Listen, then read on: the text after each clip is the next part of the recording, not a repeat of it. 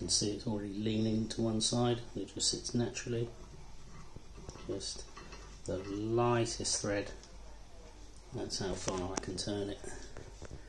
You can see the thread is clearly fouling one side with a large gap the other of this Witter R41 AU, is it?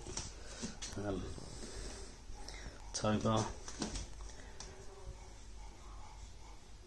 That's a complete and utter manufacturing flaw there, and this is the second bar I've received from them. On the initial bar, the other end and side of the main bar is where the thread was ineffective and the bolt just wouldn't thread through the built-in bolt thread and hole on that end.